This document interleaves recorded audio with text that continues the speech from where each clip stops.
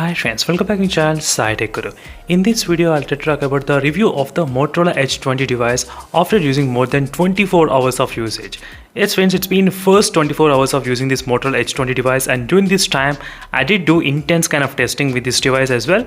And let's talk about what are the pros and cons regarding each and every category, whatever I noticed in this short amount of time. That is what I'm going to exactly mention in this video. I'll try to cover all the topics like performance, display, camera, battery charging, connectivity, build quality and UI and software interface, updates and everything. I'll try to talk each and every small details as well. So one more thing, this is just an initial impressions of using the 24 hours. So definitely I'll try to upload after using for 1 week as well, another review. So make sure to stay tuned for those interesting videos. And for more updates on this Motorola Edge 20, just follow the playlist which I've created friends on the Motorola Edge 20. You can find all the videos in one single playlist where you can get all the doubts clarified as well. All the proofs, whatever I'm trying to mention, I did upload the separate videos as well on that. So first, let's talk about the performance of this phone. So you're paying 30,000 rupees for the Motorola Edge 20 and you're getting the Snapdragon 778G processor in this device. That's the one thing, because at this price we are getting below this price as well. I think close to 21,000 we are getting Dimensity 1200 and Snapdragon 870 chipset. Other powerful chipsets also it's available, but still this phone with the combination of stock Android experience, it was really amazing. The UI was really very smooth. As you can see friends, when you're trying to transform between applications, it's very smooth. It's very smooth, damn. It's really smooth. I did not experience any time lag or any kind of problems. Not even once I felt like using the low powerful chipset. I did have the Snapdragon 888 and Snapdragon 870 processors, other powerful chipset, but not even once I did never felt like it's kind of slow down or nothing at all, no problem. Even in the speed test comparison with other big phones like Snapdragon 870 phones, this phone was able to perform better than the Snapdragon 870. I mean better than the Mi11X device. So if you watch this particular video, which you can definitely understand, this video, try to look at the playlist, you will definitely understand. The reason why I'm showing these videos is for the proof, not for the views, for the proofs only. You should know what is happening with the stock UI. So in terms of the performance wise, it's really good. So I know benchmark score, if you want, you can take a look, but the benchmarks doesn't matter. So as you can see, 5,25,000 we are getting the benchmarks. Not bad, but for this price, it's kind of low. But trust me friends, benchmarks doesn't matter in this case, in terms of the Android stock UI experience. Doesn't matter at all. Maybe in the other UIs, Realme UI, MI UIs, it matters maybe, but in this phone, it doesn't matter. So overall, in terms of the experience, I'm really good in terms of the performance wise. Completely, I'm really shocked and surprised, and I started to like this processor as well in terms of the stock Android experience. I did do the gameplay review on the Battlegrounds mobile. One thing I can definitely say, this phone is not designed for the heavy gamers. Try to understand, not heavy gamers. Moderate gamers, maybe, yes, absolutely, but not heavy gamers, please. Because I did face a couple of frame drops as well while playing in this phone, in the Battlegrounds mobile game in this device. I did do the battery draining test as well. In the battery draining test, the phone, I think the expected time was about close to, it will last I think 5 hours of time. So you cannot expect not much more than that. So we can definitely understand considering the battery capacity, that's another thing. So Battlegrounds mobile default settings, this is smooth and extreme is available. So you can definitely play at 60 FPS. That should not be any kind of issues. So initial impressions about the performance wise, it was really good. Out of 5, I'm giving 4.5 star, no problem, perfect. So next, regarding the display, did I notice any kind of issues with the display? Till now, I did not notice any kind of issues with the display, to be frank, nothing at all. I was using the 144Hz, that's very good. And touch sampling rate is right now restricted in the Motorola Edge 20 device. That's the one thing you should know. Unless you use the game time, you need to use the game time and you need to use the touch sensitivity. If you don't use touch sensitivity, the touch sampling rate will decrease. As you can see, if you use touch sensitivity, the touch sampling rate will increase.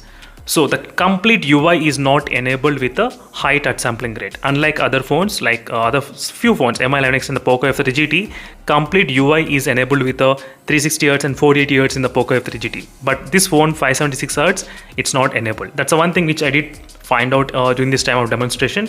But overall, the colors and saturation levels and everything were great in this phone, not much problem.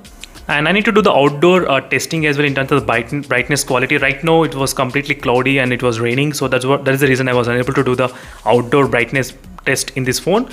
So overall, in my impressions, in the first 24 hours, I was really happy using this display of 6.7 inches screen and 10-bit color panel. You're getting 144Hz refresh rate. That's also another really good combination.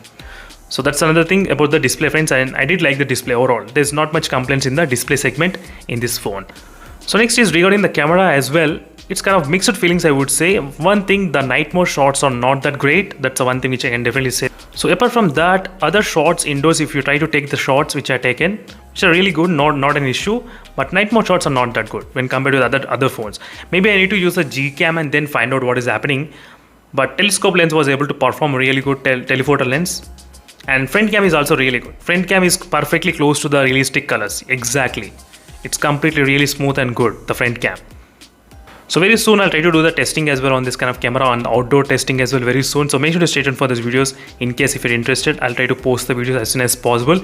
At this moment, this is the only one segment which I did not explore much in terms of the camera part of this phone. So in my testing, only indoors I did do, so night mode shots are not that good. I'm not that convinced with the night mode shots. I need to do the outdoor shots as well. Very soon I'll try to do the review as soon as possible. Once outside, if there is no raining, then definitely I'll try to do the camera shots outdoor. Sorry for that, friends. And next is the battery and the charging. Wow, battery backup, no words at all. The phone has got the 4000 mAh of battery, but if you're not a gamer, of course I'm not that hardcore gamer, and you can easily survive 1 day and 1.5 days with this 4000 mAh of battery, which I did not expect. To be frank, in the beginning I did not expect this much of screen on time, but I was able to get really good screen on time. As you can see, 6 hours 32 minutes and 32% of the battery left still. As you can see, using with a 144Hz display, not a joke, it's really good. As the moment you play the games, the battery will drain a lot. If you don't play the games, the battery will not drain much. That's the one thing you should definitely understand about this Moto H20 device. So charging speed takes about close to 45 minutes and 46 minutes in my testing. Not bad considering the 30 watts charger and 4000 mAh of battery. It's kind of okay, I would say. So in terms of the battery and charging, I'm really impressed with the battery backup. Completely blown out. Yes, not only now, I did do a couple of other screenshots as well. Let me show you a couple of other screenshots which are taken before testing. So here's another screenshot which I taken 5 hours and 2 minutes I got, starting from the battery of 67% of the charging out of the box, which I got on the day one itself, as you can see yesterday. And there's another day with the 29% of the battery and with 6 hours and 37 minutes. I did play the Battlegrounds mobile gaming for 48 minutes. That's the reason the battery drained very faster. Otherwise, the battery backup is really fantastic in this phone. That's the initial impressions about this device. So next is about the connectivity. 5G bands, no words. 5G, of course, the phone has got really so many 5G, 11 5G bands, and 4G place is also really good. So let me show the couple of screenshots which are taken with the 4G place. I was able to get the 4ccs, as you can see, 4cc and even the 2cc, 3cc I was able to get. Not an issue in terms of the getting the bands and connectivity. You should not be having any kind of issues regarding the 4G place as well. But indoor conditions, sometimes it's not that great, but still I'm testing it. So I need to test a lot more with the 4G place connectivity, what is going on in this phone in terms of the 4G place as well. And next is regarding the Wi-Fi speeds. I'm not that convinced with the Wi-Fi speeds. I'm not sure what is happening with the Wi-Fi. In my testing, I'm getting really very low Wi-Fi speeds in the 2.4 GHz. For some reason, why I'm not sure. So in other phones I was able to get really good speeds. Here's a Realme X1 Max which I connected to the same Wi-Fi network 2.4 GHz, and it's a Moto H20 which is also connected to the 2.4 GHz. And now let me try to show you the Wi-Fi speeds, what happens now. Let me try to open the Wi-Fi speed test, and let me try to do the test first in the Realme X1 Max. Right now the time is about close to 11:45, so not much devices are connecting at this moment. As you can see the speed, how faster it's getting to that kind of 90 Mbps of speeds. How quick, you can see in the Realme X1 Max. Now same Wi-Fi network I connected in this phone. Try to observe the speeds, how much low I'll be getting. I'm really surprised what is happening in the Wi-Fi signals. I'm not sure why, but this is a situation. I'll try to do in-depth testing as well very soon, so make sure to stay tuned for those videos. Right now, as you can see, friends, I'm trying to do the speed test in this phone. Try to observe the graph, how it's going on. This is the situation with the Moto H20 with a 2.4 GHz. This is the condition. It's not reaching above that. So there's some transparent link speed, low transparent link speed they are trying to use in this device. That's the reason with the single band Wi-Fi routers, maybe you might expect like these results. So which I need to do plenty of other testings for. Initial impressions, I'm not that convinced with the Wi-Fi speeds at this moment in this Moto H20 device. That's the one thing. So that's a kind of blacklist for me. Wi-Fi speeds are not that good, and the night mode shots are not that great. Next is the build quality. Wow, Build quality wise, it's absolutely really good. So, but there are a couple of disadvantages. No 3.5mm jack, no dual stereo speaker setup present, no in-display fingerprint scanner, and Gorilla Glass 3 protection, and there is no pre-installed screen guard will come with this phone. That's also another disadvantage. But leaving all the disadvantages, the build quality, I did like it. Yes, if you ask me, I'll definitely like the build quality rather than having the 3.5mm jack or dual speakers, but still I like the build quality, because the moment I started to hold this big screen in one single hand, I was able to feel really comfortable, friends. That's fantastic feeling I did get by using this phone.